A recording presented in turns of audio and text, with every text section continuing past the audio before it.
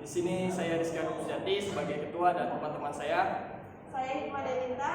Saya Mamat. Saya Rahma Yuliana. Saya Zahra Zafirawati. Saya Maria Cakunyam. Saya Nisra. Baik teman-teman, di sini kami akan menjelaskan perspektif kami mengenai implementasi Pancasila dalam upaya penegakan hukum. Di sini kami akan memberikan pandangan kami masing-masing mengenai implementasi Pancasila tersebut. Oke, kita lanjut. Baik, saya Rizky Arupsjati. Di sini saya akan memaparkan perspektif saya mengenai implementasi Pancasila dalam upaya penegakan hukum. Pancasila memiliki kedudukan paling tinggi dalam segala sumber hukum yang ada di Indonesia. Maka dari itu, segala peraturan yang dibuat haruslah memperhatikan nilai-nilai yang terkandung dalam Pancasila. Ketika ada peraturan yang dibuat dan itu menentang nilai-nilai yang ada dalam Pancasila, maka peraturan itu salah dan harus dirubah.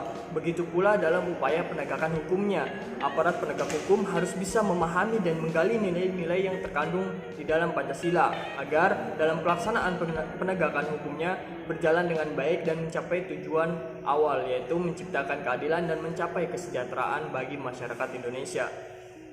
Pancasila dan upaya penegakan hukum adalah satu kesatuan yang saling berkaitan. Ketika nilai-nilai yang terkandung di dalam Pancasila tidak terimplementasikan dalam upaya penegakan hukum, maka bisa dipastikan penegakan hukum yang dilaksanakan tidak akan mencapai keadilan dan tentunya tidak akan mensejahterakan masyarakat Indonesia.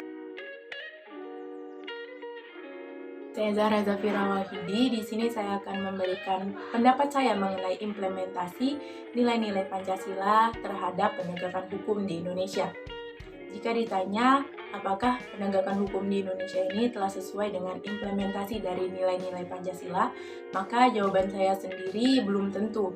Karena kita tidak bisa langsung mengambil kesimpulan pada satu sisi saja bahwa penegakan hukum di Indonesia ini telah sesuai dan berjalan dengan baik sesuai dengan cerminan dari nilai-nilai Pancasila, atau malah sebaliknya bahwa penegakan hukum di Indonesia ini belum berjalan dengan baik sesuai dengan implementasi dari Pancasila. Seperti yang kita tahu, telah banyak penegakan hukum di Indonesia ini yang sesuai dengan cerminan dari nilai-nilai Pancasila. Contohnya saja seperti kasus yang telah kelompok kami ambil dan telah kami diskusikan pada PDF kelompok kami, bahwa kasus tersebut merupakan cerminan dari nilai kemanusiaan, yaitu sila kedua. Kemudian contoh lainnya adalah seperti sikap saling menghargai dan menghormati antar umat beragama di dalam masyarakat. Sikap ini merupakan cerminan dan implementasi dari sila pertama, yaitu ketuhanan yang Maha Esa, di mana kita harus saling menghormati dan menghargai antar umat beragama.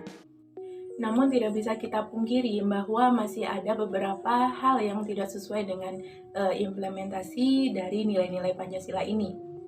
Masih ada oknum-oknum yang menggunakan kekuasaannya demi kepentingannya sendiri. Contohnya saja seperti adanya korupsi, kolusi, dan nepotisme yang masih terjadi hingga saat ini dan menjadi suatu permasalahan serius di Indonesia. Terima kasih.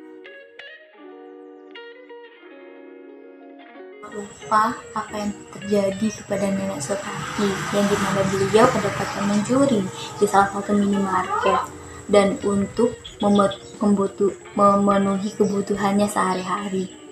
Tindakan yang diambil sama pihak kepolisian juga patut kita apresiasi, karena mereka tidak menutup mata apa yang telah dilakukan Nenek Sutarti dan mengabaikan penyebab Nenek Sutarti tersebut mencuri.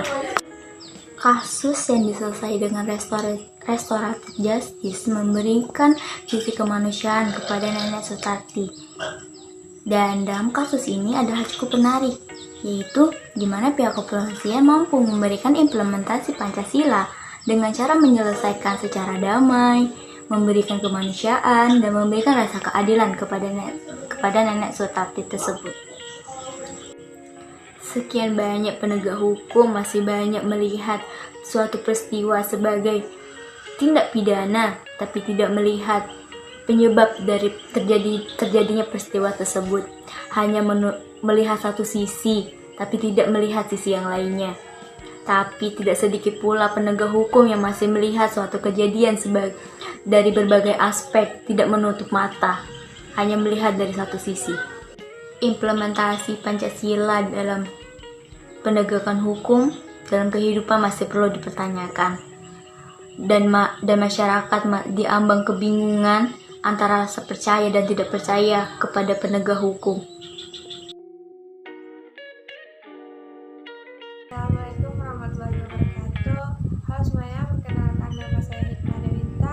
Di sini saya akan menyampaikan pendapat saya tentang seorang nenek-nenek yang mencuri di salah satu minimarket. Selanjutnya, saya akan menambahkan sedikit pendapat saya tentang seorang nenek-nenek yang mencuri sejumlah alat mandi di salah satu minimarket Laweyan, Solo, Kamis, tanggal 3 Desember 2020 pada siang hari. Yang saya tangkap di sini, nenek-nenek tersebut tidak dipenjara, melainkan diberikan bantuan berupa sembako. Nah, dapat kita lihat pada realitanya tersebut, saya menganggap bahwasanya keputusan dan tindakan yang diambil oleh pihak kepolisian adalah keputusan yang tepat dalam menyelesaikan permasalahan tersebut. Dan kita tidak semua tindakan kejahatan harus diselesaikan melalui jalur pengadilan, karena kita harus bisa melihat dari segala aspek dan sudut pandang atas suatu permasalahan yang terjadi di sekitar kita. Tindakan polisi tersebut terdapat dalam sila kedua, yaitu kemanusiaan yang adil dan beradab. Sekian dari saya, terima kasih. Assalamualaikum warahmatullahi wabarakatuh. Perkenalkan, nama saya Rahma Yuliana. Di sini saya akan memberikan pendapat saya mengenai masalah seorang nenek-nenek yang mencuri di sebuah minimarket dengan mencuri sebuah perlengkapan mandi. Nah, di sini perlu kita ketahui bahwa nenek-nenek tersebut itu terpaksa untuk melakukan pencurian tersebut. Dan saya sangat salut terhadap polisi yang tidak menindaklanjuti masalah tersebut ke pihak yang berwajib dan bahkan memberikan sembako ke nenek-nenek tersebut seperti yang terkandung dalam sila kedua Pancasila, yaitu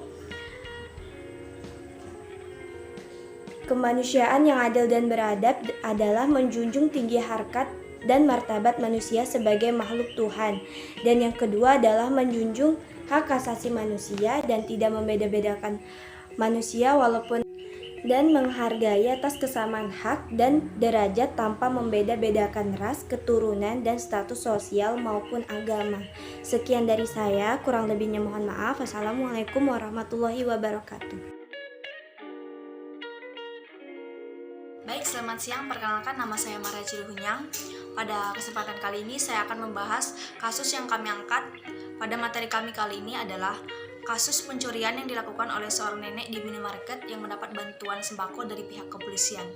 Bahwasanya, apa yang dilakukan oleh pihak kepolisian adalah keputusan yang tepat dalam menyelesaikan permasalahan tersebut.